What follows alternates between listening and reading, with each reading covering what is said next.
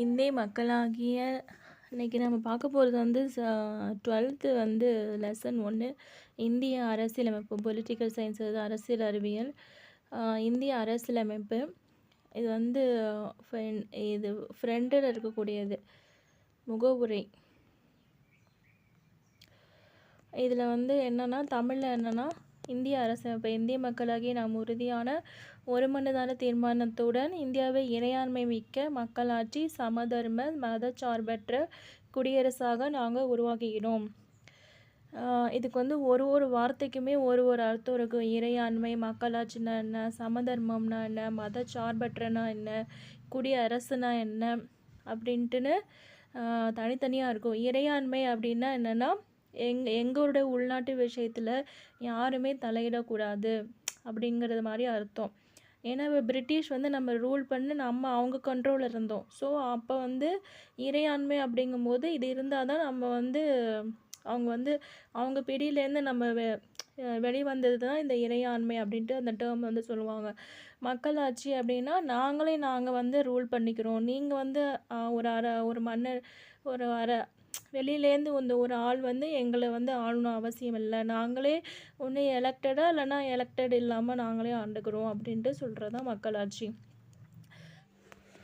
சமதர்மம் அப்படின்னா என்னென்னா அது வந்து ரெண்டு சமதர்மம் இருக்குது. ஒன்று மக்களாட்சி, அதை பேஸ் பண்ணி சமதர்மம்னு இருக்குது. இன்னொன்று வந்து கம்யூனிஸ்ட், அதாவது பொது உடைமை சமதர்மம் அப்படின்ட்டு 2 இருக்குது. இப்போ வந்து அது என்ன அப்படின்னா சமதர்மம் அப்படின்னா எல்லாரோட உற்பத்தி எல்லாமே பகிர்றது எல்லாமே வந்து ப்ரைவேட் ப்ராப்பர்ட்டி இது எல்லாமே அபாலிஷ் பண்ணுறது, எல்லாருக்குமே எல்லாமே கிடைக்கணும் அப்படிங்கிறது தான். ஓகேங்களா? அப்போ வந்து டெமோக்ராட்டிக் மக்களை வந்து பேஸ் பண்ணி அந்த சோசலிசம் அதாவது சமதர்மம் அப்படின்ட்டு வரும்போது ரெண்டுமே வருது அப்படின்ட்டு சொல்லியிருக்காங்க. அப்போ ஏன் வந்து இந்த டேர்மு வந்து இந்த கான்ஸ்டியூஷன்லேயே சொல்லியிருப்பாங்க என்னென்னா எதுவுமே வந்து இந்த ஃபண்டமெண்டல் ஃபீச்சரை வந்து பாதிக்காத அளவுக்கு நீங்கள் வந்து எதுவுமே லா வந்து போட்டிங்கன்னா ஒன்றும் பிரச்சனை இல்லை அப்படின்ட்டு சொல்லியிருப்பாங்க. அப்போ அந்த ஃபண்டமெண்டல் ஃபீச்சர்ஸ் அப்படிங்கிறது இந்த சமதர்மம் அப்படின்ட்டுன்னு எல்லாமே வந்துடுது. ஏன்னா பவர்ட்டி வந்து குறைக்கணும், எல்லாருக்கும் எல்லாருமே கிடைக்கணும், ப்ரைவேட்டும் டாமினேட் பண்ணக்கூடாது, பப்ளிக்கும் இந்த ரெண்டுமே ரெண்டுத்துக்கும் ஃபேவராக இருக்கக்கூடாது, ரெண்டுமே காமனாக இருக்கலாம் அப்படின்ட்டுங்கிற மாதிரி தான் இருக்கும். அப்போ டெமோக்ராட்டி அதாவது மக்களாட்சி அதை பேஸ் பண்ணி அந்த சமதர்மம்னு இருக்கும்போது ரெண்டுமே இப்போ நம்ம மிக்ஸ்டு எக்கானமி தான் நம்ம ஃபாலோ பண்ணிகிட்ருக்கோம். 2 பேருமே பார்ட்டிசிபேட் பண்ணுறாங்க, பப்ளிக்கும் பார்ட்டிசிபேட் பண்ணுறாங்க, ப்ரைவேட் செக்டாரும் பார்ட்டிசிபேட் பண்ணுறாங்க. அதாவது தனியார் துறையும் பொதுத்துறையும் ரெண்டுமே வந்து பார்ட்டிசிபேட் பண்ணுது அப்படின்ட்டு சொல்கிறாங்க. அப்போ சுப்ரீம் கோர்ட் என்ன சொல்லுது, இந்த சோஷலிசங்கிறது எதுக்கு, பவர்ட்டியை ரெடியூஸ் பண்ணுறதுக்கு தான். அதாவது சமதர்மம்னா எல்லாமே இப்போ வந்து ஓரளவுக்கு நம்ம தமிழ்நாட்டில் கொஞ்சம் இந்த பப்ளிக் டிஸ்ட்ரிபியூஷன் சிஸ்டம்னால ரெடியூஸ் பண்ணுறாங்கள, ரேஷன் கடை இந்த மாதிரி எல்லாமே ஓப்பன் பண்ணி ஓரளவுக்கு கொஞ்சம் வறுமையை குறைச்சிட்டோம். அப்போ வந்து நம்ம வந்து இதுலேயே வந்து சொல்லியிருக்காங்க. ஓகேங்களா? அப்போ வந்து பவர்ட்டி வந்து குறைஞ்சிருக்கு, டிசீஸை குறைக்கிறது, அதே மாதிரி இன்இக்வாலிட்டியில் வந்து எல்லாமே ஈக்குவலாக இருக்கணும், எல்லாத்துக்குமே ஆப்பர்ச்சுனிட்டி ஈக்குவலாக கொடுக்கணும் அப்படிங்கிறதுல மென்ஷன் பண்ணுறது தான் இது அப்படின்ட்டு சொல்கிறாங்க. ஓகேங்களா? அப்போ இந்தியனுடைய சமதர்ம கோட்பாடு என்னென்னா மார்க்சிசம், காந்திசம் மார்க்சிசம் அப்படின்ட்டு தான் இருக்குது. பட் நம்ம எதுக்கு வந்து சாய்வு கொடுத்து போகிறோம் அப்படின்னு பார்த்திங்கன்னா காந்தியன் சோஷலிசம், அதாவது காந்தி என்ன சொல்கிறாரோ அதை ஃபாலோ பண்ணி அந்த சோஷலிசம் அப்படின்ட்டு சொல்கிறோம். காந்தி என்ன சொல்வார், இந்தியாவே கிராமத்தில் தான்ப்பா வாழுது அப்படின்ட்டு சொல்லியிருக்காரு. ஓகேங்களா? இப்போ இந்த நம்மளோட புது பொருளாதார கொள்கை எதை பாதிக்கிறது, எதை வந்து எல்பிஜியோட அது ஃபாலோ பண்ணிட்டு இருக்குது. அதாவது லிபரலைசேஷன், ப்ரைவேட்டைசேஷன், குளோபலைசேஷன். லிபரலைசேஷன்னா தாராளமயமாக்கம், தனியார் மயமாக்கம், குளோபலைசேஷன்னா உலகமயமாக்கம். ஆனால் இப்போ இருக்கிற இந்தியனோட ஸ்டேட் எப்படி இருக்குன்னா இந்த சோஷலிசம் அப்படிங்கிறதே நீர்த்து போச்சு அப்படின்ட்டு சொல்கிறாங்க. ஓகேங்களா? அதுக்கோட அர்த்தம் வந்து இதுதான். அடுத்து வந்து அடுத்தது என்ன படிக்கிறோம்? சமதர்மம், மதசார்பற்ற அப்படின்னு சொல்கிறாங்க. நாங்கள் வந்து இந்தியா வந்து இதுதான் அப்படின்ட்டு டிஃபைன் பண்ணுறாங்க. செக்யூலர் அப்படின்ட்டு சொல்கிறாங்க. மதசார்பற்ற அப்படின்னா செக்யூலர் அப்படிங்கிறாங்க. இது வந்து 42nd அமெண்ட்மெண்ட் ஆக்டில் வந்து சேர்த்துருப்பாங்க 1976. இது வந்து முக்கியமான அமெண்ட்மெண்ட் ஆக்ட் அப்படின்ட்டு சொல்கிறாங்க. மினி கான்ஸ்டியூஷன் அப்படிங்கிறதே சொல்லுவாங்க. ஓகேங்களா? சுப்ரீம் கோர்ட் வந்து என்ன சொல்கிறாங்க, அதாவது செக்யூலர் ஸ்டேட் வந்து சுப்ரீம் கோர்ட்டு வந்து என்ன சொல்லுது அப்படின்னா, அதாவது மத சார்பற்ற அப்படிங்கிற வேர்டு வந்து கான்ஸ்டியூஷனில் இல்லை.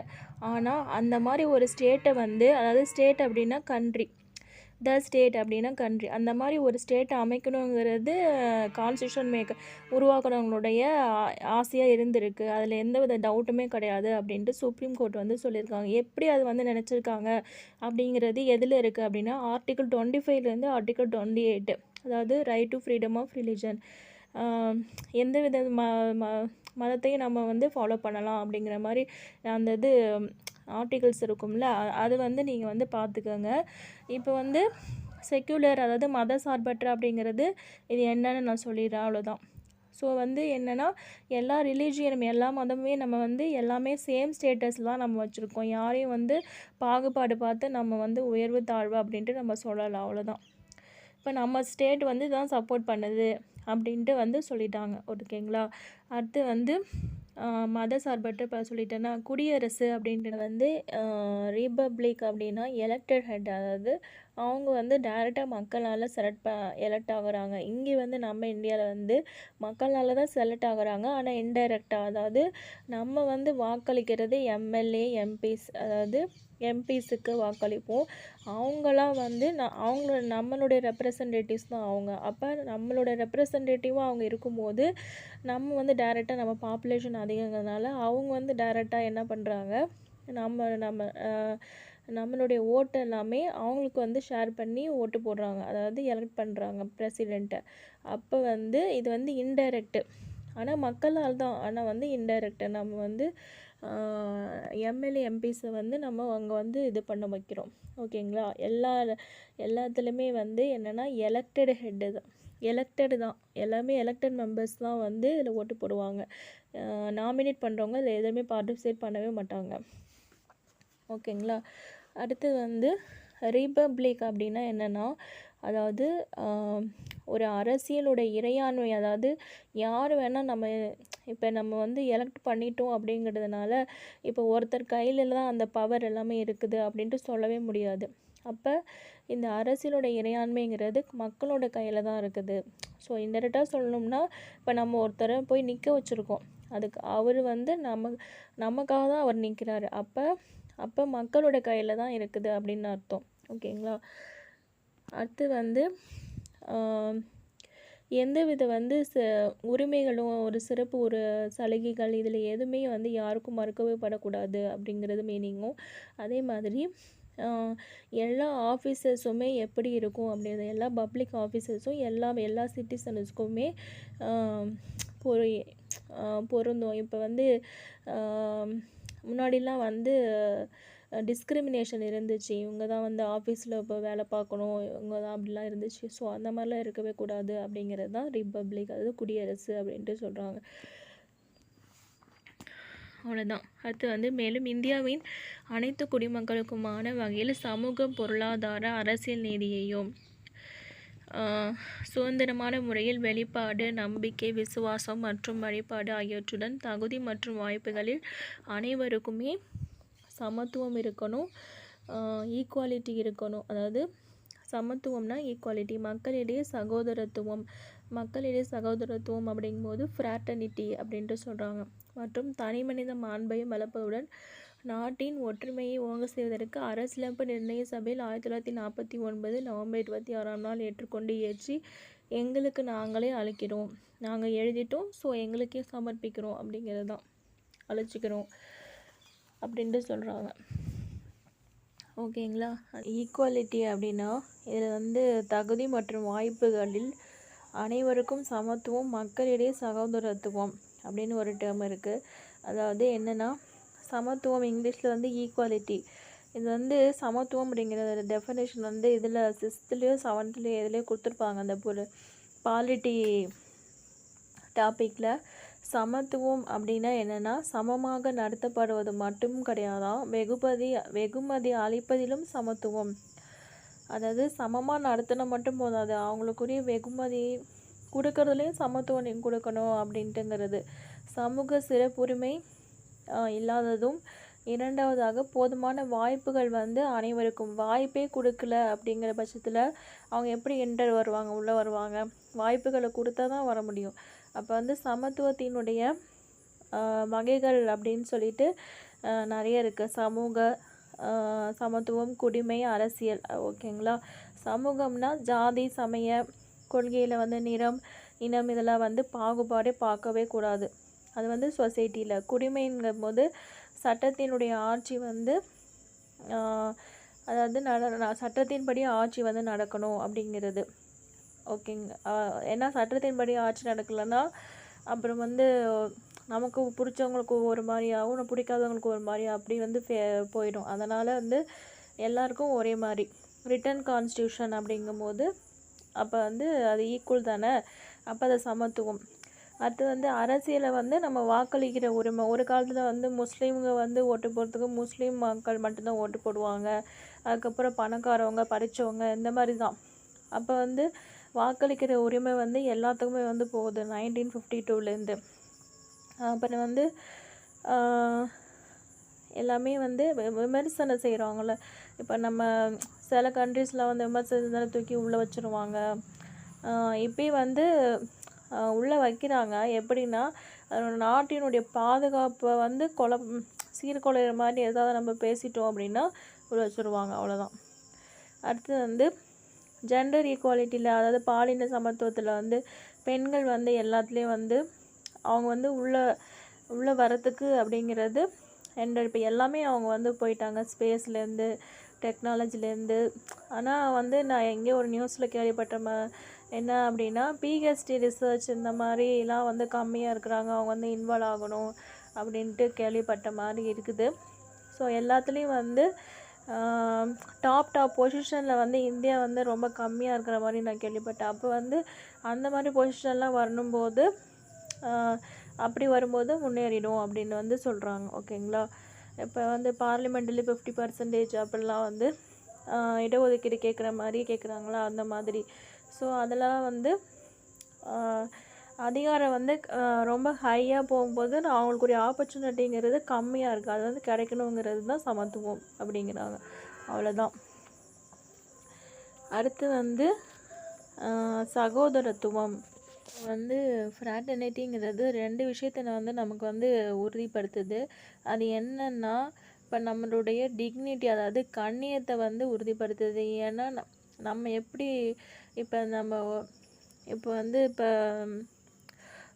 துப்புரவு தொழிலாளர்கள்லாம் வந்து வேலை செஞ்சுட்டே இருந்தாங்க. இப்போ அவங்களுக்கு வந்து ஒரு யூனிஃபார்ம்னு ஒன்று கொடுத்ததும் அவங்களுக்குன்னு நம்ம இந்த வேலை வந்து பார்க்குற வேலை வந்து இந்த ஒரு யூனிஃபார்ம் போட்ட வேலை தான், பார்க்குறதுக்கு ஒரு கௌரவமான வேலை தான் அப்படிங்கிற ஒரு தாட் எப்படி வந்துச்சு அந்த யூனிஃபார்மில். அதே மாதிரி தான் இது வந்து நம்ம வந்து சிங்கிள் சிட்டிசன்ஷிப்பை நம்ம கொடுக்கறதுலேருந்து நமக்கு அதில் வந்து அது நம்மளை வந்து இந்த மக்களோட இந்தியன் அப்படிங்கிற ஒரு சிட்டிசன்ஷிப் அப்படின்னு கிடைக்கிது. இப்போ நம்ம எதுவுமே லாக்கில்னு தூக்கி நம்ம வெளியே போட்டாங்கன்னா அப்படி மதிப்பாங்க. அந்த மாதிரி தான். ஸோ அந்த கண்ணியத்தை வந்து இது வந்து உறுதிப்படுத்துது. அதே மாதிரி யூனிட்டி, இன்டெகிரிட்டி, ஒரு சிட்டிசன்ஷிப் அப்படிங்கும்போது எல்லாத்தையும் ஒரே இடத்துல ஒருங்கிணைக்குது. ஸோ அப்போ வந்து ஒருமைப்பாடு வந்து இது வந்து உறுதிப்படுத்துது. இது எப்போ சேர்த்துருப்பாங்க அப்படிங்கிறது 42nd அமெண்ட்மெண்ட், அதாவது கான்ஸ்டியூஷன் அமெண்ட்மெண்ட் 1976 இருக்குல்ல, அதில் வந்து சேர்த்துருப்பாங்க. இந்திரா காந்தி அம்மையார் வந்து SSI, சோஷலிஸ்ட், செக்குலர், இன்டெகிரிட்டி இந்த 3 வார்த்தையை வந்து சேர்த்துருப்பாங்க. அதாவது சோஷலிஸ்ட்டு சோஷலிஸ்ட், செக்குலர், அப்புறம் இன்டெகிரிட்டி ஒருமைப்பாடு, அப்புறம் தர்மம், செக்குலர் மத சார்பற்ற, இன்டெகிரிட்டி ஒருமைப்பாடு, இது 3 வந்து சேர்த்துருப்பாங்க. அவ்வளோதான். அடுத்து வந்து இந்த முகவுரையை வந்து நிறைய பேர் வந்து இது எப்படி சொல்லியிருப்பாங்க அப்படின்னா, இது வந்து கான்ஸ்டியூண்ட் அசம்பிளி வந்து உருவாக்குனவங்களோட ட்ரீமை வந்து இது ரிஃப்ளெக்ட் பண்ணுது அப்படின்ட்டு வந்து இது வந்து சொல்கிறாங்க.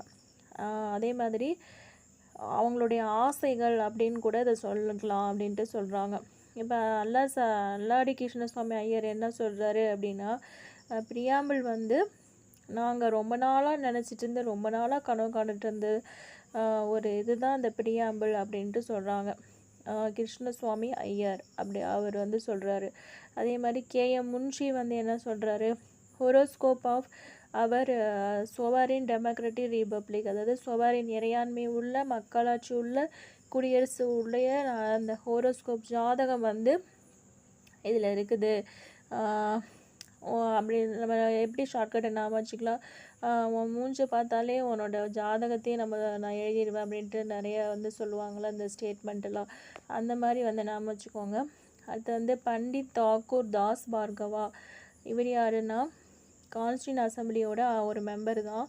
இவர் என்ன சொல்லியிருக்காரு அப்படின்னா, இது வந்து பிரியாம்பிள்ங்கிறது ஒரு precious part of the constitution, இது சோல் ஆஃப் த கான்ஸ்டியூஷன், அதாவது ரொம்ப முக்கியமான ஒரு கான்ஸ்டியூஷனோட பகுதி, இதெல்லாம் அவாய்டே பண்ண முடியாது அப்படிங்கிற மாதிரி ஒரு பகுதி. ப்ரீஷியஸ்னால் ரொம்ப இம்பார்ட்டண்ட். அடுத்தது வந்து சோல் ஆஃப் த கான்ஸ்டியூஷன், இது வந்து ஆத்மா அப்படிங்கிறாங்க, இது வந்து கீ அப்படிங்கிறாங்க. அப்புறம் வந்து ஜுவல் செட் அப்படிங்கிறாங்க, அது வந்து நகையோட செட்டு அப்படிங்கிறாங்க. It is a proper yardstick which can one measure the worth of the constitution. இந்த ஸ்டிக்கை வச்சு நம்ம வந்து கான்ஸ்டியூஷனோட ஒர்த்தை, அது வேல்யூவே நம்ம மதிப்பிடலாம், இதை வச்சு நீங்கள் வந்து மதிப்பிடலாம் அப்படின்ட்டு சொல்லியிருப்பாங்க. ஓகேங்களா. அடுத்து வந்து சார் எர்னஸ்ட் பார்க்கர் என்ன சொல்லியிருப்பாரு அப்படின்னா, எர்னஸ்ட் பார்க்கர், இது வந்து பண்டிட் தாக்கூர் தாஸ் பார்கவாங்கிறது வேறு, இவர் வந்து எர்னஸ்ட் பார்க்கர் அவர் என்ன சொல்லியிருக்காரு அப்படின்னா, அவர் வந்து ஒரு இங்கிலீஷ் பொலிட்டிக்கல் சயின்டிஸ்ட். இவர் வந்து சயின்டிஸ்ட்டு. அவர் என்ன சொல்லியிருக்காரு அப்படின்னா, the preamble is the keynote அப்படின்ட்டு சொல்லியிருக்காரு. அதே மாதிரி பிரியாம்பிள் வந்து opening of his popular book, அதில் என்ன சொல்லியிருப்பாரு அப்படின்னா, principle of social and political theory, அவருடைய புக்கில் வந்து இதில் வந்து சொல்லியிருப்பார். By the test of preamble இதை வச்சு வந்து சொல்லியிருப்பார். ஓகேங்களா. அது வந்து ஹிதயத்துல்லா, அதாவது ஃபார்மர் சீஃப் சிஜேயோட அதாவது சீஃப் ஜஸ்டிஸ் இருக்கார்ல, இந்தியாவோட chief justice, former chief justice of India Hidayatullah வந்து என்ன சொல்லியிருக்காரு அப்படின்னா, இது வந்து யூஎஸ்ஏவோட டிக்ளரேஷன், அதாவது பிரியாம்பிள் அவங்க வந்து யூஎஸ்ஏக்கெலாம் வந்து அது வந்து பழைய கான்ஸ்டியூஷன் ஓல்டு, அதாவது 17th செஞ்சுரியில் வந்திருக்கும், அந்த டிக்ளரேஷன் வந்து ஒத்து போயிருக்கு அப்படின்ட்டு சொல்கிறாங்க. டிக்ளரேஷன் அப்படிங்கும்போது உறுதின்னு நினைக்கிறேன், உறுதி சாசனமாக நினைக்கிறேன் தமிழில். அது வந்து இது வந்து மோர் தென் எ டிக்ளரேஷன், இது வந்து பிரகடனம், ப்ரொக்ளமேஷன்னா பிரகடனம், டிக்ளரேஷன்னா தீர்மானமாக என்னன்னு தெரியல தமிழில். இது வந்து மோர் தென் எ டிக்ளரேஷன், இது அதுக்கும் மேலே அப்படின்ட்டு வந்து சொல்கிறாரு. இது வந்து சோல் ஆஃப் த கான்ஸ்டியூஷன், சோல்ன்ட்டு இன்னொருத்தரும் சொல்லியிருப்பார், யார், பண்டிட் தாக்கூர் தாஸ் பார்கவா அப்படின்ட்டு, இவரும் வந்து அந்த மாதிரியே வந்து சொல்லியிருக்காரு. அவ்வளோதான். இது வந்து பிரியாம்பிள் பற்றி இவங்களாம் வந்து சொன்னது. பிரியாம்பிளுக்கு வந்து நிறைய கேசஸ் இருக்குது, அதாவது Berubari union case, Kesavananda Bharati case, LIC case, இதெல்லாம் வந்து முக்கியமான கேஸு. இந்த 3 கேஸையும் வந்து நல்லா ஞாபகம் வச்சுக்கோங்க. அவ்வளோதான். அடுத்து வந்து அரசியலமைப்பின் பொருள், பணிகள் மற்றும் முக்கியத்துவம். ஆட்சி காலத்தில் உருவான நமது தேசிய தன்மை வந்து அரசியல் விடுதலைக்காக மட்டுமே இல்லாமல் பல்வேறு பகுதிகளின் ஒருங்கிணைப்பு. ஏன்னா அங்கங்கே விட்டாக இருந்துச்சு, ப்ராவின்ஷியல், சென்ட்ரல், மத்திய, அப்புறம் வந்து மாகாண அப்படின்ட்டு தனித்தனியாக வந்து இருந்துச்சு. ஸோ அதெல்லாம் வந்து ஒருங்கிணைக்கிறது அப்படிங்கிறது அரசியல் விடுதலைக்காக மட்டும் கிடையாது, இதெல்லாமே ஒருங்கிணைச்சிட்டாங்க அப்படின்ட்டு சொல்கிறாங்க. அரசியலமைப்பு மையமாதல் எல்லாமே சட்டமாக மாறுது. அடுத்து வந்து மக்களாட்சி மையம், இது எல்லாத்துக்குமாவே தான் நம்ம வந்து போராடி வந்திருக்கோம், வெறும் வந்து சுதந்திரத்துக்காக மட்டும் கிடையாது அப்படின்ட்டு சொல்கிறாங்க. இந்தியாங்கிறது ஒரு பண்பாட்டு வேற்றுமை கொண்ட நாடு அப்படின்றனாலும் இந்தியர்கள் அனைவரும் பல வகைகளில் ஒவ்வொருவருக்கொருவர் சார்ந்து ஒத்துழைப்புடன் தான் இருக்கிறாங்க அப்படின்ட்டு சொல்கிறாங்க. அதாவது பண்பாடுங்கிறது நிறைய கல்ச்சர் வந்து என்ன பண்ணுறாங்க, ஃபாலோ பண்ணுறாங்க. ஸோ வந்து உடையிலையும் சரி, சாப்பாடுலேயும் சரி, அவங்க கொண்டாடுற பண்டிகையிலையும் சரி, எல்லாமே டிஃப்ரெண்ட்டாக இருக்குதுல்ல. ஸோ அந்த மாதிரி வேற்றுமையில் இருந்தாலும் நம்ம ஒற்றுமையாக இருக்கிறோம் அப்படின்ட்டு வந்து இருக்கிறாங்க சொல்கிறாங்க. இந்திய நாட்டின் மக்கள் அனைவரும் ஒருமைப்பாட்டுடன் வாழ சில குறிப்பிட்ட அடிப்படை விதிகள் மற்றும் ஒழுங்குமுறைகள் கொண்டிருப்பது அவசியமாகிறது. ரூல்ஸும் ரெகுலேஷனும் வந்து இதுக்கு வந்து கொண்டுட்டு வராங்க. ஸோ டெமோக்ரஸியோட பில்லர் எது அப்படின்னு கேட்டிங்கன்னா சமத்துவம், அதாவது ஈக்குவாலிட்டியும் ஜஸ்டிஸ் தான் பில்லர்ஸ் அப்படின்னு சொல்கிறாங்க. அப்பேற்பட்ட டெமோக்ரஸிக்கு வந்து ரூல்ஸு, அப்போ ஜஸ்டிஸ்னாலே அப்புறம் வந்து என்ன வந்துடும், ரூல்ஸ்னு வந்துடும்.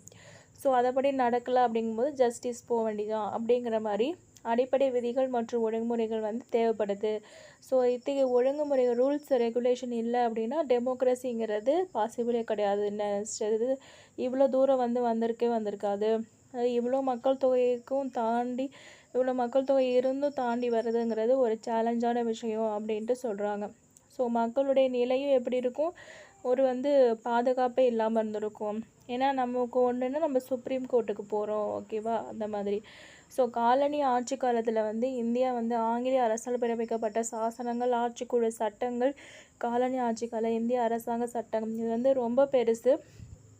ஏன்னா ஒரு சார்ட்டர் ஆக்ட் முடிஞ்சு 1858 வந்து புரட்சி வந்ததுக்கப்புறம் டைரெக்டாக அந்த வந்து பிரிட்டிஷ் கண்ட்ரோலில் வந்து நம்ம இந்தியா வந்து வரும். பிரிட்டிஷ் டொமினியன், அப்படின்ட்டு வந்துடும். ஸோ அப்படி வந்து வரும்போது அதிகாரம் வந்து எப்படி மாறுது, ஃபஸ்ட்டு கம்பெனிலேருந்து அவங்க வந்து பிரிட்டிஷ் கிரான் கீழே வருது.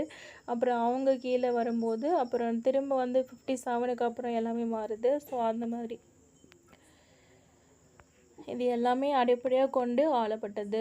புதிதாக எழுச்சி பெற்ற இந்தியாவின் இயக்கங்களும் அதன் தலைவர்களும் ஒரு வரையறுக்கப்பட்ட எழுதப்பட்ட புதிய அரசமைப்பின் அடிப்படையில் புதிய இந்தியா வந்து உருவாக்கப்பட வேண்டும் அப்படிங்கிறத விரும்புகிறாங்க. அதாவது எழுதப்பட்ட புதிய அரசமைப்பின் அடிப்படையில் புதிய இந்தியா வந்து இருக்கணும் அப்படின்ட்டு வந்து சொல்கிறாங்க. அதாவது மைய சட்டமன்றம் அரசியலமைப்பு நிர்ணய சபையாக மாற்றப்பட்டது. சட்டமன்றமே வந்து ஒரு நிர்ணய சபை, கான்ஸ்டியூஷன் அசம்பிளி ஹாலாக வந்து மாற்றிட்டாங்க. மாநிலங்களினுடைய ஒன்றியமாக பல பிரிவுகளுக்கும் ஒருமைப்பாட்டினையும் ஒருங்கிணைப்பையும் வழங்கும் கூட்டாட்சியை உருவாக்கும் வகையில் புதிய அரசியலமைப்பை முன்மொழிய வேண்டியிருந்ததாக இருக்குது. மாநிலங்கள் அப்படிங்கிறது அவங்களையும் வந்து இன்டகிரேட் பண்ணணும், அவங்களையும் வந்து ஒருங்கிணைக்கணும் அப்படிங்கிறதுனாலையும் இதை வந்து முன்மொழிய வேண்டியதாக இருந்துச்சு அப்படின்ட்டு சொல்கிறாங்க. அடுத்து வந்து ஒரு அரசியலமைப்பின் மிக முக்கிய செயல்பாடு என்ன அப்படின்னா அந்த அரசினுடைய குடிமக்கள் அனைவரையும் ஒருங்கிணைக்கக்கூடிய அடிப்படை விதிகளே அந்த கதையை தான் திரும்ப சொல்கிறாங்க. அடிப்படை ரூல்ஸை வந்து நாங்கள் வந்து கொடுக்கணும். ஒரு அரசு வந்து அமைக்கப்பட்டு அதை ஆட்சி செய்வதற்கு தேவையான விதிகளை கொண்டது தான் அரசியலமைப்பு. கான்ஸ்டியூஷனுங்கிறது ஒரு ரூல்ஸ் தான் அப்படின்ட்டு சொல்கிறாங்க. அந்த ரூல்ஸ் படி நடக்கலைன்னா அப்புறம் வந்து காவல்துறையும் நீதித்துறையும் வந்து செயற்படும் அப்படின்ட்டு சொல்கிறாங்க. ஒரு அரசினுடைய பல பாகங்களுக்கு வந்து தேவையான ஒதுக்கீடுகளை அரசியலமைப்பு வரையறுக்கிறது. எல்லாரோட ஒதுக்கீடுகளுக்கும் அரசியலமைப்பு தான் என்ன பண்ணுதுன்னா டிஃபைன் பண்ணுது அப்படின்ட்டு சொல்கிறாங்க. அடுத்து வந்து இந்திய பன்மைத்துவத்துக்கு மாநிலங்களினுடைய ஒன்றியமே தேவையானதாகும் அப்படின்ட்டு சொல்கிறாங்க. இந்திய விடுதலை போராட்ட இயக்கங்களும் ஒரு மக்களாட்சி வடிவிலான அரசை தான் வந்து நம்ம விரும்புச்சு. ஏன்னா அப்படியே நம்ம பட்டிருக்கோம் அதனால். ஸோ நாடாளுமன்றமே நமது அரசின் கொள்கைகளையும் சட்டங்களையும் வந்து முடிவு செய்கிறது. அடுத்து வந்து ஒரு சமூகத்தின் விருப்பங்களை நிறைவேற்றவும் ஒரு சமுதாயத்திற்கான வரையறைகளை உருவாக்கவும் அரசாங்கத்திற்கு அரசியலமைப்பு அதிகாரம் வழங்கிறது. ஸோ ஒரு சமூகம், சொசைட்டிங்கும் போது அதில் இருக்கிற அவங்களுடைய விருப்பங்களை நிறைவேற்றுறது, ஒரு சமுதாயத்துக்கான வரையறைகளை உருவாக்குறது, இது எல்லாமே வந்து பவரை வந்து இது வந்து கொடுக்குது அப்படின்ட்டு சொல்கிறாங்க. பவர் எங்கேருந்து வருதுன்னா நம்ம கான்ஸ்டியூஷன், ஓகேங்களா. கான்ஸ்டியூஷன் யார் பவர் மக்கள் தான் வந்து அதிகாரத்தை கொடுக்குறாங்க. இந்திய அரசமைப்பினுடைய 4வது பாகம் இந்திய சமூகத்தில் பரவலாக நிலவும் பல சிக்கல்களை எதிர்கொள்ளும் சட்டங்களை அரசு உருவாக்கும் வகையில் விதிகளை கொண்டுள்ளது. அதாவது directive principle of state policy, மக்களுக்கு வழிகாட்டி இருக்கிற நெறிமுறையா, அது தமிழில் என்னன்னு தெரியலையே. ஒரு நாட்டின் மக்களின் அடிப்படை அடையாளங்களை அரசியலமைப்பு வந்து வெளிப்படுத்துகிறது. அதாவது அடிப்படையுடைய அடையாளங்களை வந்து இது வந்து வெளிப்படுத்துகிறது அப்படின்ட்டு சொல்கிறாங்க. அதாவது என்னது நமக்கு தேவையான உரிமைகள், கடமைகள், அரசு என்னென்ன செய்யணும், எங்கெங்கே போகணும், என்ன நமக்கு நீதி கிடைக்கும் அப்படிங்கிறதெல்லாம் சொல்லுதில்ல. அதனால் தனது குடிமக்களால் ஒருபோதும் மீறப்படாத சில குறிப்பிட்ட அடிப்படை சட்டங்களை ஒரு அரசமைப்பு முன்மொழிகிறது. பேசிக் லாஸ் தான் வந்து இது வந்து முன்மொழியுது அப்படின்ட்டு சொல்கிறாங்க. ஒரு நாட்டின் அனைத்து குடிமக்களையும் ஒரு அரசியலமைப்பு பாதுகாக்கிறது. எல்லாத்தையும் வந்து இது வந்து பாதுகாக்குது அப்படின்ட்டு சொல்கிறாங்க. ஒரு நாட்டின் யாருக்கும் பார்ஷாலிட்டி இல்லை அப்படின்ட்டு சொல்கிறாங்க. ஒரு நாட்டின் மத்திய அரசமைப்பு வந்து எல்லா குடிமக்கள் அப்படிங்கும்போது எல்லாருமே வராங்க. இப்போ வந்து தப்பு செஞ்சவங்களும் தப்பு செய்யாதவங்களோ குடியரசுத் தலைவர் யாராக இருந்தாலுமே இவங்களுக்கு வந்து பாதுகாக்கிறது அப்படின்ட்டு சொல்கிறாங்க. இப்போ வந்து குடியரசுத் தலைவர் வந்து அவர் டியூட்டியில் இருக்கும்போது அவரை அரெஸ்ட் பண்ண முடியாது. அவர் வந்து அவர் வந்து அந்த பதவியிலேருந்து வெளியே வந்ததுக்கப்புறம் தான் பண்ண முடியும். ஸோ அது வந்து அவரோட டிக்னிட்டி, அது இந்தியாவோட டிக்னிட்டிங்கிறது இந்தியாவோட இதே அவர் கையில் தான் இருக்கும்போது அதை பண்ண முடியாது. ஸோ அவரும் வந்து ஒரு குடிமக்கள் தான். ஸோ நாட்டினுடைய ஃபஸ்ட்டு சிட்டிசனே அவர் தானே, குடிமகனுங்கிறது அவர் தானே. நம்மளுடைய ஃபஸ்ட்டு சிட்டிசனுங்கிறது அவர் தான். அடுத்து வந்து ஒரு நாட்டின் மத்திய அரசுக்கும் அந்நாட்டின் மாநில அரசுகளுக்கும் இடையான உறவினையும் பல்வேறு மாநிலங்களுக்கிடையான உறவினையும் கொண்ட ஒரு சட்டகத்தினையும் அது உருவாக்கிறது. மத்திய அரசுக்கும் ஒரு சென்ட்ரல் ஸ்டேட் ரிலேஷன் அப்படியே அந்த பாலிட்டியில் இருக்கிறது எல்லாமே அப்படியே இங்கே கொண்டுட்டு வந்துட்டாங்க. எல்லாமே வந்து இதில் வந்து போட்டாங்க. உலகின் அரசியலமைப்புகளில் பெரும்பான்மையாக எழுதப்பட்ட ஆவணங்களாக காணப்படுகின்றன. அவை பல பிரிவுகள் பட்டியல்களை கொண்டுள்ளன. ஸோ எல்லாமே வந்து பெரும்பான்மை என்னன்னா ரிட்டன் கான்ஸ்டியூஷன் தான். ஆனால் பல பிரிவுகள், பார்ட்ஸு, ஷெட்யூல்ஸு எல்லாமே இருக்குது. இங்கிலாந்து அரசில் காணப்படுவதை போன்று ஒரே ஆவணமாக கொண்டிராத சில அரசுகளும் உள்ளன அப்படின்ட்டு சொல்கிறாங்க. இங்கிலாந்து அரசானது ஏராளமான வழக்கங்கள், உடன்பாடுகள், வரலாற்று முன்னுதாரணங்கள் அவற்றின் தொகுப்பாக பல அங்கங்களை கொண்ட அரசு அமைப்பினை கொண்டுள்ளது அப்படின்ட்டு சொல்கிறாங்க. அதில் நிறைய வந்து இது இருக்குது, சொம்சம் வச்சுருப்பாங்க போல். அடுத்து வந்து மத சார்பற்ற அரசு நம்ம சொல்லிட்டோம். மத சார்பின்மை கோட்பாட்டை பின்பற்றாத அரசு மதசார்பு அரசு அப்படின்ட்டு சொல்கிறாங்க. ஒரு மதத்தை மட்டும் இதாக வச்சுருக்கோம் அப்படின்ட்டு சொல்கிறாங்க. உயர் பதவிகள் அனைத்தும் அரசு மதத்தை பின்பற்றுவோருக்கு மட்டுமே ஒதுக்கப்பட்டிருக்கும். அதாவது மத சார்புனா பாகிஸ்தான், வாட்டிக்கன். பாகிஸ்தானுங்கிறது முஸ்லீம், வாட்டிக்கனுங்கிறது ஒரு உலகத்தில் சின்ன நாடு வாட்டிக்கன். அதில் வந்து கிறிஸ்டின் நினைக்கிறேன். அடுத்து வந்து உருவாக்கம் என்ன அப்படின்னா, ஒரு அரசமைப்பு எவ்வாறு நடைமுறைக்கு வந்தது, அதை யார் உருவாக்கியது, அதன் அதிகார அமைப்புகள் என்ன என்பன போன்ற தகவல்கள் தான் அரசியலமைப்பு உருவாக்கம் அப்படிங்கிறது சொல்கிறது தான்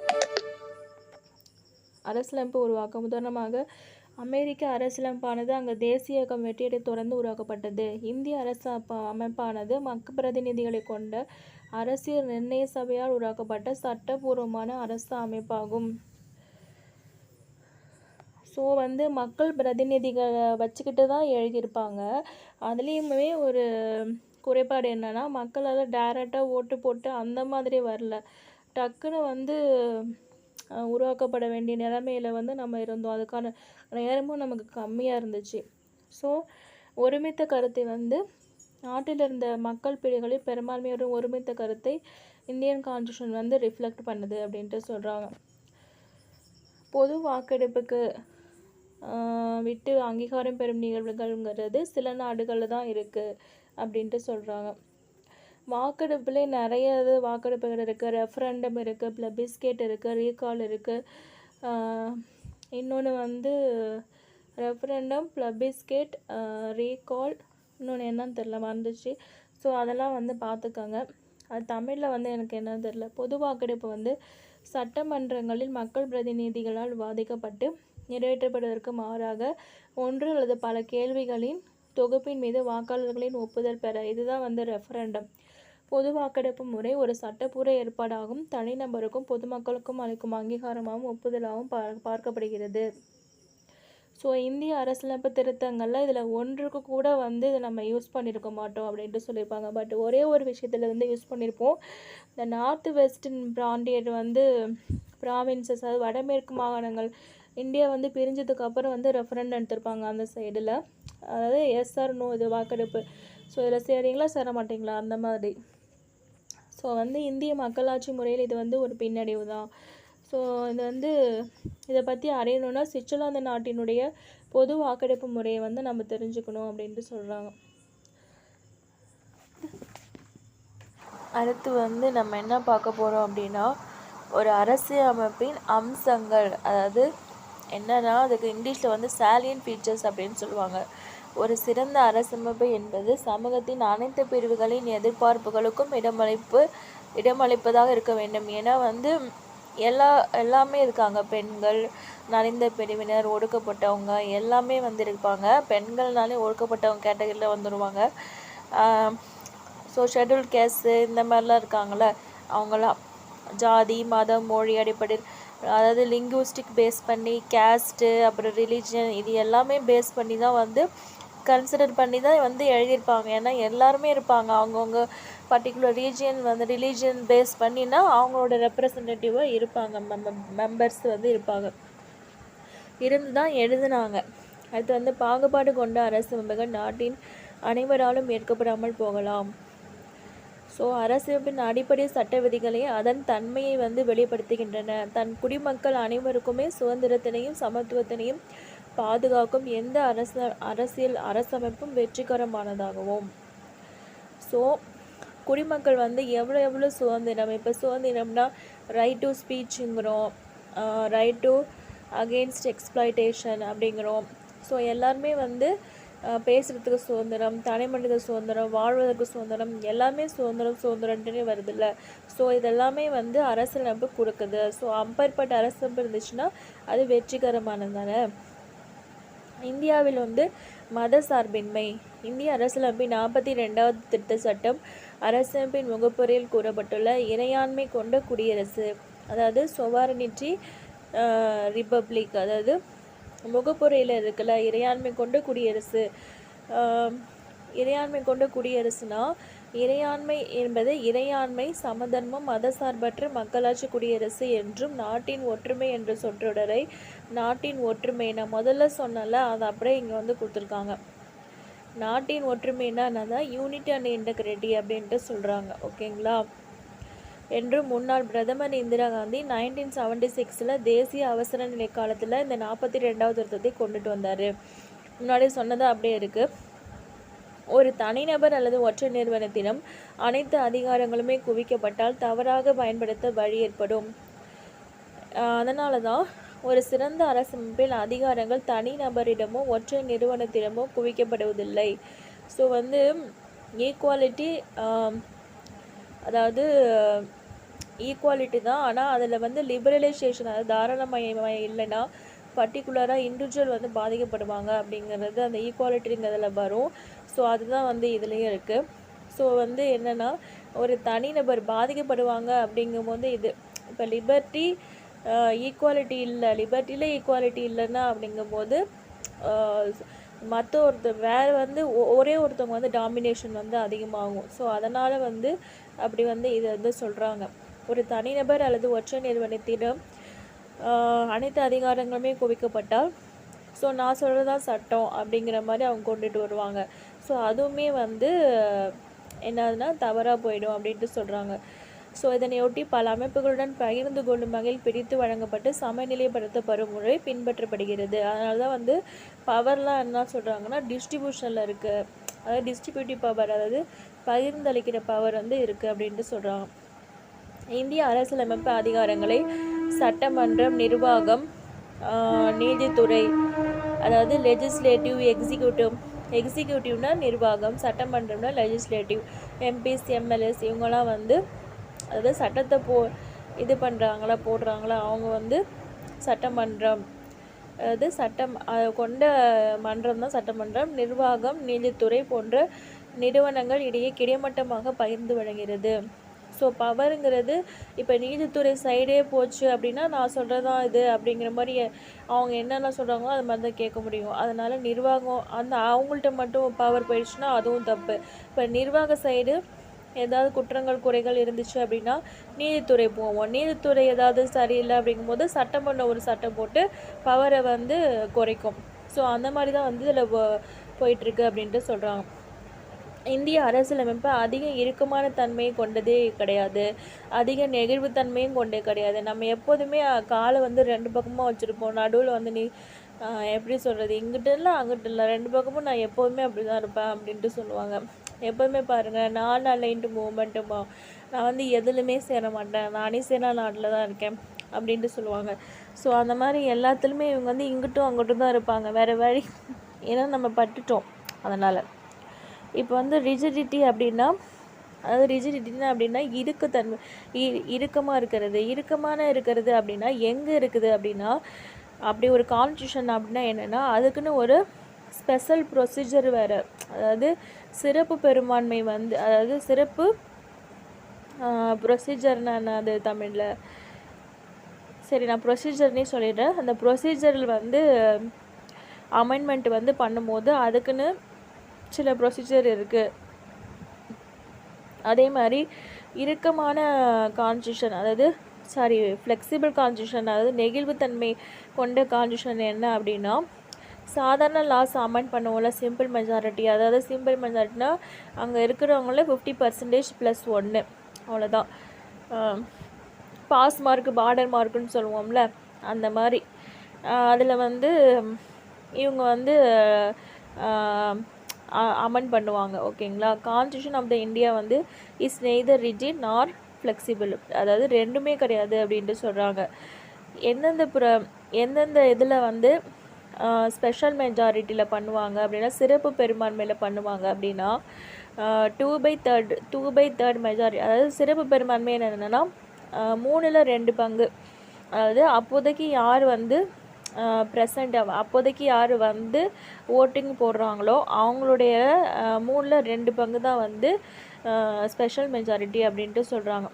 டோட்டலாக இப்போ வந்து 552 பேர் இருக்காங்க அப்படின்னா, அன்னைக்கு யார் வந்திருக்காங்களோ அதில் யார் வந்து ஓட்டிங்கில் வந்து 3ல் 2 பங்கு இன்ட்டு மல்டிப்ளை பண்ணி என்ன வருதோ அவங்க வந்து போட்டாங்க அப்படின்னா அது வந்து ஸ்பெஷல் மெஜாரிட்டி அப்படின்ட்டு சொல்கிறாங்க. அதுவே சில ப்ரொவிஷன்ஸ் வந்து, அதாவது சில வந்து எதுக்கு அப்படின்னா, ஸ்பெஷல் மெஜாரிட்டியோட என்ன பண்ணணும், half of the total state, அதாவது பாதி ஸ்டேட்டோட ஒப்புதல் வந்து தேவைப்படும்.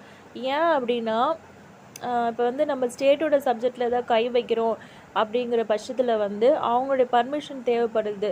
ஸோ அவங்களுடைய பர்மிஷன் தேவைப்படும் போது மேக்ஸிமம் அதனால தான் இந்த பொலிட்டிக்கல் பார்ட்டிஸ் எல்லாமே என்ன பண்ணுறாங்க அப்படின்னா, நிறைய ஸ்டேட்டை வந்து இப்போ ஒரு ஸ்டேட்டை மட்டும் கான்சன்ட்ரேட் பண்ண மாட்டேங்கிறாங்க, பாதி ஸ்டேட்டை வந்து கான்சன்ட்ரேட் பண்ண மாட்டோன்னா இந்த ஓட்டிங் பீரியடில் வந்து அவங்களால இது பண்ண முடியாது, தோக்க முடியாது. அதனால தான். So at the same time some provisions of the constitution can be amended by simple majority. சில இது வந்து சிம்பிள் மெஜாரிட்டியோட அமெண்ட் பண்ணுவாங்க, ஒரு ஆர்டினரி லெஜிஸ்லேட்டிவ் ப்ராசஸ் மாதிரி தான் அப்படின்னு சொல்கிறாங்க. ஸோ இந்த மாதிரி அமெண்ட்மெண்ட் எல்லாமே எதில் வராது அப்படின்னா ஆர்டிகல் 360 கீழே வந்து வராது அப்படின்ட்டு சொல்கிறாங்க. ஓகேங்களா. அதுதான் இது வந்து அரசமைப்பின் அம்சங்கள்ங்கிறது நிறைய வரும், பட் இதில் வந்து ஷார்ட்டாக வந்து கொடுத்துருக்காங்க. அடிப்படை அமைப்பு மற்றும் அதில் மேற்கொள்ளப்பட்ட திருத்தங்கள் மூலம் இது வெளிப்படுகிறது. சிறப்பாக எழுதி வடிவமைக்கப்பட்ட ஒரு அரசமைப்பு என்பது அதன் உட்கருவை தக்க வைத்துக்கொண்டு மாறும் சூழல்களுக்கு ஏற்ப மாற்றிக்கொள்ளத்தக்கதாகும். இப்போ வந்து நிறைய அமெண்ட் பண்ணி வந்திருக்கு. ஏன்னா நம்ம வந்து கான்ஸ்டியூஷன் ரெடி பண்ணப்பயே என்ன ஆச்சு அப்படின்னா நிறைய ரீடிங் பண்ணாங்க, ஃபஸ்ட் ரீடிங் செகண்ட் ரீடிங் அப்படின்னு நிறைய அதுலேயும் நிறைய அமெண்ட் பண்ணாங்க. அப்படி இருக்கிற பட்சத்தில் ஃப்யூச்சரில் நிறைய இதெல்லாம் யோசிச்சு தான் அது வந்து முன்னாடி வந்து எழுதியிருப்பாங்க. நமது அரசியலமைப்பு நெருக்கடி மிக்க தருணங்களிலும் செயற்படுவதை அரசமைப்பு உருவாக்கிய மேதைகள் வந்து உறுதி செய்துள்ளனர். ஸோ எல்லா டைம்லேயும் வந்து இது வந்து யூஸ் பண்ணுற மாதிரி தான் நம்ம வந்து உருவாக்கியிருக்கோம் அப்படின்ட்டு சொல்கிறாங்க. அரசியலமைப்பின் தயாரிப்பு பணிகள். ஸோ அரசியலமைப்பு நிர்ணய சபை உறுப்பினர்கள் அரசியலமைப்பை எழுதினார்.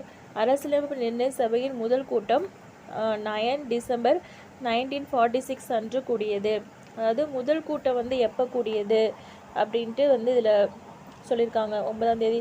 இது வந்து இந்த கான்ஸ்டியூஷன் படிக்கும் போது இதோட ஹிஸ்ட்ரி வந்து ஒரு அட்லீஸ்ட் 1930 1940 வரைக்கும் நம்ம படித்தோம் அப்படின்னா இது வந்து எப்படி கடந்து வந்திருக்கு அந்த அப்படி முதல்லேருந்தே வரும். பட் வந்து இது வந்து கொஞ்சம் கிட்டத்தட்ட நெருங்கி வர மாதிரி வரும். கான்ஸ்டியூன் அசம்பிளி வந்து எப்போ வந்து இந்த ஐடியா வந்து உதிச்சிச்சு அப்படின்னா யார் வந்து சொன்னாங்க அப்படின்னா எம்என் ராய். அவர் வந்து ஒரு கம்யூனிஸ்ட், அதாவது பொது உடைமை இது இயக்கத்தோட ஒரு ஆர்வலர். ஸோ ஓகேங்களா, அவர் வந்து தீவிரவாத டெமோக்ரட்டிசம், அதாவது அதை வந்து ஃபாலோ பண்ணுறவர். 1935 இந்தியன் நேஷனல் காங்கிரஸ் வந்து 1935 அஃபிஷியலாக வந்து சொல்கிறாங்க, நாங்கள் வந்து கான்ஸ்டியூஷன் அந்த அசம்பிளி வந்து ஃப்ரேம் பண்ண போகிறோம். 1938 வந்து ஐஎன்சி சார்பாக, அதாவது இந்தியன் நேஷனல் காங்கிரஸ் சார்பாக ஜவஹர்லால் நேரு என்ன சொல்கிறாரு அப்படின்னா, கான்ஸ்டியூஷன் ஆஃப் ஃப்ரீ இந்தியா வந்து ஃப்ரேம் பண்ணணும். யாருன்னா வெளியில் யாரோட இன்டர்ஃபரன்ஸில் நம்ம ஃப்ரேம் பண்ணணும். அதே மாதிரி அடல்ட் ஃப்ரான்ச்சைஸ், அதாவது வாக்குரிமை அடிப்படையில் வந்து எலெக்ட் பண்ணி அதுக்கப்புறம் வந்து ஃப்ரேம் பண்ணணும் அப்படின்ட்டு என்ன சொல்கிற 1938 டிக்ளேர் பண்ணுறாரு. அப்போ வந்து அந்த டிமாண்ட் வந்து யார் அக்செப்ட் பண்ணிட்டாங்க, பிரிட்டிஷ் கவர்மெண்ட் அக்செப்ட் பண்ணிட்டாங்க. அதுதான் வந்து ஆகஸ்ட் ஆஃபர் அப்படின்ட்டு சொல்கிறாங்க. 1940 வரும்ல ஆகஸ்ட் ஆஃபர், ஆகஸ்ட் 8 நினைக்கிறேன். 1942 வந்து ஸ்டாஃபோர்டு கிரிப்ஸு, அதாவது அவர் கேபினட்டோட ஒரு மெம்பரு, அவர் என்ன பண்ணுறாரு, இந்தியாவுக்கு வராரு. என்னத்தை எடுத்துகிட்டு வராரு அப்படின்னா, இண்டிபெண்டன்ட் கான்ஸ்டியூஷன் வந்து நீங்கள் அடாப்ட் பண்ணிக்கலாம், World War II முடிஞ்சதுக்கப்புறம் அடாப்ட் பண்ணிக்கலாம் அப்படின்ட்டு சொல்கிறாரு. அப்போ கிரிப்ஸ் ப்ரொப்போசல் வந்து ரிஜெக்ட் பண்ணுறாங்க. யார் அப்படின்னா முஸ்லீம் லீக் வந்து ரிஜெக்ட் பண்ணுறாங்க. அவங்க என்ன கேட்குறாங்க, நாங்கள் வந்து 2 கேட்குறோம், எங்களுக்கு தனியாக கொடுத்துருங்க அப்படின்ட்டு கேட்குறாங்க. ஸோ ஃபைனலி என்ன சொல்கிறாங்க, கேபினெட் மிஷன் வந்து இந்தியாவுக்கு வந்து சென்ட் பண்ணுறாங்க. சென்ட் பண்ணும்போது என்ன நடக்குது அப்படின்னா, அவங்களும் வந்து ரிஜெக்ட் பண்ணுறாங்க. 2 கான்ஸ்டியூஷன் அசம்பிளி அப்படிங்கிறது ரிஜெக்ட் பண்ணுறாங்க. ஸோ அதனால் வந்து இது வந்து முஸ்லீம் லீக்கு ஒரு இதாக இருக்குது. ஸோ கான்ஸ்டியூஷன் அசம்பிளி வந்து நவம்பர் 1946 ஃபார்முலேட் பண்ணுறாங்க. அது கேபினட் மிஷன் படி அவங்க என்ன பண்ணுறாங்க, ஃப்ரேம் பண்ணுறாங்க. நம்ம இந்தியன், அதாவது பிரிட்டிஷ் கீழே இருக்கிற நம்ம அந்த இந்தியன் கவர்மெண்ட்டு. அப்போ வந்து கான்ஸ்டியூஷன் அசம்பிளியில் வந்து எத்தனை பேர் இருந்தாங்க அப்படின்னா 389. அதில் வந்து 296 வந்து பிரிட்டிஷ் இந்தியா வந்து அலாட் பண்ணுறாங்க. எத்தனை பேர், 93 சீட்ஸ் வந்து பிரின்ஸ்லி ஸ்டேட்டு. ஓகேங்களா, சுதேச அரசுனா பிரின்ஸ்லி ஸ்டேட்டு, அவங்க வந்து 93 சீட்டு வந்து அவங்க சைட்லேருந்து போகிறாங்க. ஸோ ஓகேங்களா, அப்போ 296 வந்து பிரிட்டிஷ் கவர்மெண்ட்டு, அந்த 296 பிரிட்டிஷ் கவர்மெண்ட் வந்து அனுப்புகிறாங்க. 93 வந்து பிரின்ஸ்லி ஸ்டேட்டு. ஓகேங்களா, ஸோ வந்து 292 வந்து மாகாண பிரதிநிதிகள், 93 வந்து சுதேச அரசுகள், பலூச்சிஸ்தான்லேருந்து 1, மாகாண முதன்மை ஆணையர்கள் வந்து 3 பேர். ஓகேங்களா, ஸோ கேபினெட் மிஷன் வந்து ஃபார்ம் பண்ணிக்க சொல்லிட்டாங்க. அதன்படி வந்து அதாவது 1946 வந்து 9ஆம் தேதி 12வது மாதம், அதாவது டிசம்பரில் வந்து கூடுறாங்க முதல் கூட்டம். அதில் தற்காலிக தலைவராக யார் நியமிக்கிறாங்க அப்படின்னா சச்சிதானந்த சின்ஹா. அவர் வந்து இறந்து போயிடுறாரு. ஸோ வந்து 11ஆம் தேதி வந்து ராஜேந்திர பிரசாத் வந்து இந்திய அரசு நிர்ணய சபையாக தலைவராக வந்து ஏற்றுக்கிறாங்க. ஓகேங்களா, அவ்வளோதான். இதில் வந்து சொல்ல வேண்டிய விஷயங்கள் இதுதான். எல்லாருமே சீட்ஸ் எல்லாமே பிரிட்டிஷ் ப்ராவின்ஸ் எப்படி பண்ணுறாங்க அப்படின்னா, முஸ்லீம், சீக்கு, ஜென்ரலாக இது அவங்க வந்து பாப்புலேஷன் ஏற்ற மாதிரி தான் அவங்க வந்து சீட்ஸே அலாட் பண்ணுறாங்க. ஓகேங்களா, அவங்களும் வந்து இப்படி தான் அலாட் பண்ணுறாங்க. அவ்வளோதான், இன்டைரக்டாக தான் எலெக்ட் பண்ணுறாங்க.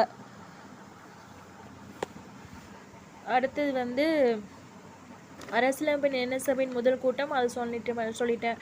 11 மணி அளவில் புதுடெல்லியில் அரசியலமைப்பு அரங்கில் கூடியது. அன்றைய கூட்டத்தின் முதல் கூட்டப்பொருள் வந்து தற்காலிக தலைவர் தேர்வு. ஸோ அந்த கதையை தான் நம்ம வந்து திரும்ப திரும்ப அப்புறம் ஆகஸ்ட் 1415 பிரிட்டிஷ் ரூல் வந்து எண்ட் ஆகுது. எண்ட் ஆனே பவர் எல்லாமே 2 இண்டிபெண்டன்ட் டொமினியன், அதாவது இந்தியாவோட பாகிஸ்தான் கீழே வந்து பவர் வந்து போகுது. ஸோ லார்டு மவுண்ட் பேட்டன் தான் வந்து first governor general of new dominion of India. அவர் புதுசாக பிறந்த இந்தியாவோட அதாவது கவர்னர் ஜெனரலாக யாருன்னா லார்டு மவுண்ட் பேட்டன். அவர் வந்து ஜவஹர்லால் நேரு வந்து பிரைம் மினிஸ்டராக வந்து இது பண்ணி வைக்கிறார், பதவி இது பண்ணி வைக்கிறாரு. அது என்ன சொல்லுவாங்க, பதவி ஏற்று வைக்கிறாரு. ஸோ த கான்ஸ்டியூஷன் அசம்பிளி வந்து 1946 வந்து ஃபார்ம் பண்ணாங்களே, அது வந்து இப்போ பார்லிமெண்ட் ஆகுது, இந்திய டொமினியனோட பார்லிமெண்ட்டாக ஆயிடுச்சு அப்படின்ட்டு சொல்கிறாங்க. அவ்வளோதான். ஸோ என்ன சொல்கிறாங்க அப்படின்னா, இந்த சட்டப்படி என்னென்னா, நீங்கள் வந்து இது வந்து பவர் என்ன கொடுக்குது அப்படின்னா, இந்தியா வந்து பிரிஞ்சிக்கலாம். அதே மாதிரி இண்டிபெண்ட் டொமினியன் ஆஃப் இந்தியா, அதாவது 2 இண்டிபெண்ட் பிரதேசமாக வந்து நீங்கள் உருவாக்கிக்கலாம். பிரிட்டிஷ் காமன்வெல்த் அதுலேருந்து நீங்கள் வந்து பிரிஞ்சிக்கலாம் அப்படின்ட்டு வந்து சொல்லிடுது இந்த ஆக்ட் படி. ஸோ அதில் ஆக்ட் படி என்ன சொல்கிறாங்க, இனிமேல் இந்த பிரிட்டிஷ் கிங் வந்து அவங்களுடைய மெஜஸ்டிக் கவர்மெண்ட் இருக்குது, பிரிட்டனில் இருக்கிற மெஜஸ்டிக் கவர்மெண்ட் வந்து இனிமேல் எந்த வித பொறுப்பும் கிடையாது. இந்தியாவோட கவர்மெண்ட் மேலேயும் பாகிஸ்தான் கவர்மெண்ட் மேலேயும் எந்த பொறுப்பும் கிடையாது. நீங்கள் வந்து ரெண்டு ஸ்டேட், உங்கள் ஸ்டேட்டுக்கு ஏற்றபடி நீங்கள் வந்து கான்ஸ்டியூஷன் அசம்பிளி ஃப்ரேம் பண்ணிக்கலாம். இந்த ஆக்ட் படி என்ன அப்படின்னா, நீங்கள் வந்து இந்தியன் பிரின்ஸ்லி ஸ்டேட், அதாவது நீங்கள் வந்து இந்தியனோட பிரின்ஸ்லி ஸ்டேட்டில் ஜாயின் பண்ணிக்கலாம். அப்படி இல்லாட்டியா பாகிஸ்தான் கூட ஜாயின் பண்ணிக்கலாம். அப்படி இல்லைன்னா ஃப்ரீயாக கூட இருக்கலாம், இண்டிபெண்ட்டாக கூட இருக்கலாம் அப்படின்ட்டு சொல்கிறாங்க. அதே மாதிரி கவர்மெண்ட் இந்த இப்போ அதுபடி இது வந்து பிரிக்கிறதுக்கு முன்னாடி அதுக்கு ஒரு ஆக்ட் படி ஃபாலோ பண்ணிட்டு போகணும்ல கண்ட்ரி. ஸோ அது எந்த ஆக்ட் அப்படின்னா 1935 ஆக்ட். ஸோ அதுபடி நீங்கள் வந்து கவர்னன்ஸ் வந்து நடத்திட்டு இருக்கலாம். நியூ கான்ஸ்டியூஷன் வந்து ஃப்ரேம் பண்ணுற வரைக்கும் அதுபடி நான் வந்து நடத்திட்டு இருக்கலாம் அப்படின்ட்டு சொல்கிறாங்க. அரசியலமைப்பு ஒப்புதல் தருவதற்காக 24ஆம் தேதி வந்து அன்று கூடிய கூட்டத்திற்கு டாக்டர் ராஜேந்திர பிரசாத் கடைசியாக ஃபைனலாக வந்து எல்லா வேலையும் முடிஞ்ச பிறகு ஜோலியெல்லாம் அவர் வந்து இது பண்ணுறாரு. இதில் வந்து இந்த அரசியலமைப்பு நிர்ணய குழுவினுடைய வரைவு குழு உறுப்பினர்கள், டிராஃப்டிங் கமிட்டின்னு சொல்லுவாங்கள்ல, அவங்க வந்து இவங்க தான். இடமிருந்து என் மாதவராவ், சையத் முகமது சாதுல்லா, டாக்டர் BR அம்பேத்கர். அவர் வந்து முக்கியமானவராக, அதனால் சென்ட்ரல் உட்கார வச்சிட்டாங்க. அதுக்கப்புறம் அவர் பக்கத்தில் ஒரு முஸ்லீம், அதுக்கு இன்னொரு பக்கத்தில் வந்து ஹிந்து அப்படின்ட்டு நிற்கிறாங்க. மாதவராவ். அடுத்து வந்து சர் PN ராவ். அடுத்து வந்து இடமிருந்து மேலே வந்து SN முகர்ஜி, ஜூகல் கிஷோர் கண்ணா, கேவல் கிருஷ்ணா அப்படின்ட்டு இருக்குது. மாதவராவ், முகமது சாதுல்லா, அம்பேத்கர், அல்லாடி Krishnaswamy, SN Rao, SN Mukherjee, PN Rao, SN Mukherjee. SN முகர்ஜினா Surendra என்னன்னு தெரியல, எக்ஸ்பென்ஷன். ஜூகல் கிஷோர் கண்ணா, கேவல் கிருஷ்ணா. எல்லாமே கண்ணானே பாருங்களேன். கிஷோர் கண்ணா, கேவல் கிருஷ்ணா எல்லாமே சாமி பேராகவே வருது. அல்லாடி கிருஷ்ணசுவாமி, கிருஷ்ணர் பேர்லேயும் 3 வந்துடுது. இல்லை PN ராவ், முகர்ஜி. பின்னாடி நின்னதான் முகம் தெரியும் அப்படிங்கிற மாதிரி இருக்கிறாரு. என்னமோ பின்னாடி போய் நின்றுட்டாரு. SN முகர்ஜி. மாதவராவும் PN ராவும் வந்து அம்பேத்கருக்கு அந்தாண்ட சைடு இந்தாண்ட சைடு நிற்கிறாங்க. அவ்வளோதான். அடுத்தது வந்து அரசியலமைப்பு நிர்ணய சபை 284 உறுப்பினர்கள் அன்று அரசியலமைப்பினை 26ஆம் தேதி 11ஆம் மாதம் ஏற்று கையொப்பமிட்டு அரசியலமைப்பை நிறைவேற்றிக்கிட்டாங்க. அரசியலமைப்பு நிர்ணய சபையின் முதல் கூட்டம் திரும்ப படிச்சுட்டு இருக்கேன்னா, ஸோ 9 டிசம்பர் 1946 24 ஜனவரி அரசியலமைப்பு நிர்ணய சபை விவாதங்களின் தொகுப்பு 12 தொகுதிகளாக வந்து இது வந்து இடையில 12 தொகுதிகளை கொண்டிருக்கு. இது வந்து இடையில கண்டிப்பாக கேட்க மாட்டாங்க. தொகுதி 1லேருந்து இதெல்லாம் சான்ஸே இல்லைங்க. ஏன்னா கேட்குறதுக்கு எவ்வளோ கொஸ்டின் இருக்குது, இதெல்லாம் கேட்கவே மாட்டாங்க. ஒருவேளை கேட்டாங்கன்னா அப்புறம் நம்ம அவங்கள தான் திட்டி ஆகணும், வேறு வழியே இல்லை. இதெல்லாம் அப்புறம் கேட்டால் எத்தனை தொகுதிகள் வந்து கேட்டாங்கன்னா ஓகே. இப்போ வந்து டிசம்பர்னு வேணால் சும்மா ரீட் பண்ணிக்கோங்க. தொகுதி 1 வந்து 9ஆம் தேதி டிசம்பர்லேருந்து 23ஆம் தேதி, அதாவது இடையில வந்து அவர் இறந்துடுவார்ல சச்சிதானந்த சிங்கா. அதுக்கப்புறம் டிசம்பர் 23, மேக்ஸிமம் இந்த 25ஆம் தேதி தான் காங்கிரஸ் வந்து கூட்டம் கூடுவாங்க. ஸோ அதுக்கு முன்னாடி முடிச்சிடலான்ட்டு முடிச்சிட்டாங்களோ என்னவோ. ஆனால் 24ஆம் தேதி ஒரு நாள் ரெஸ்ட் இருக்கட்டும் அப்படின்ட்டு விட்டுட்டாங்களோ என்னவோ. அடுத்து வந்து தொகுதி 2 வந்து திரும்ப 20 ஜனவரி, அப்புறம் கிறிஸ்துமஸ் எல்லாம் நியூ இயர்லாம் அவங்கள பயங்கரமாக செலிப்ரேட் பண்ணுவாங்கள்ல இந்த இங்கிலீஷ் பீப்புள். ஸோ அவங்களால 20 ஜனவரி பொங்கல் எல்லாம் முடிஞ்சு போனதுக்கப்புறம் இது பண்ணிக்கலாம், திரும்ப அப்போதைக்கு ஸ்டார்ட் பண்ணுறாங்களே என்னவோ. 20லேருந்து 25 1947. அப்புறம் தொகுதி 3 வந்து 28 ஏப்ரல். பிப்ரவரி மார்ச் வந்து அக்ரிகல்ச்சர் இது விவசாயம்லாம் பண்ணி வேலை முடிஞ்சிருக்கும், அதனால் ரெஸ்ட்டு விட்றாங்களே என்னவோ. 28 ஏப்ரல் முதல் 2 மே, ஏன்னா இந்த நேரத்தில் வந்து வெயில் காலம், ஸோ லீவாக இருக்குமா, அதனால் சும்மா ஒரு அசம்ஷன் தாங்க. அதுக்கப்புறம் 28 ஏப்ரல் முதல் 2 மே, அது வரைக்கும் ஒரு கூட்டம் கூட்டியிருப்பாங்களா, அது என்னது நிர்ணய சபை விவாதங்கள் டிஸ்கஷன். இங்கே பாருங்களேன், முதல்ல வந்து ஒரு நியூ ஃபெஸ்டிவல் இதெல்லாம் வர்றதுனால லீவ் விட்ருப்பாங்கன்னு நினைக்கிறேன். அடுத்து வந்து ஒரு 2 மாதம் பிரேக்கு ஏப்ரல்லேருந்து மே, அப்புறம் 1 மாதம் பிரேக்கு ஜூனை விட்டுட்டாங்க, ஜூலைலேருந்து ஆரம்பிக்கிறாங்க. அடுத்து சில பேர் விவசாயம் பண்ணுவாங்க அப்படிங்கிறனால விட்டுட்டாங்களோ என்னவோ. அப்புறம் மழை சீசன் வந்துடுமா, ஸோ ஜூலை அப்படின்ட்டு வராங்க. அடுத்தது தொகுதி 5 வந்து ஆகஸ்ட்லேருந்து ஆகஸ்ட் 30, அப்புறம் August, September, October, November, December, January, இந்த மழை காலம் ஃபுல்லாக விட்டுறாங்க. அதாவது கீழே நமக்கு வந்து தென்மேற்கு பருவக்காற்றுலாம் வரும்ல, அதனால் அந்த மாதத்தை எல்லாமே விட்டுட்டாங்க. 27 ஜனவரி தொகுதி 6 வந்து 27 ஜனவரி, இது மட்டும் சிங்கிளாக இருக்குது. 1948 வந்து ஒரே ஒரு நாள் மட்டும் டிஸ்கஸ் பண்ண வேணா, இப்படி வேணால் கேட்கலாம், ஒரே ஒரு நாள் டிஸ்கஸ் ஆன விவாதங்களின் தொகுப்பு. அரசியலமைப்பு நிர்ணய சபை எந்த தொகுதியில் இருந்து இது பண்ணாங்க அப்படின்னு கேட்பாங்க.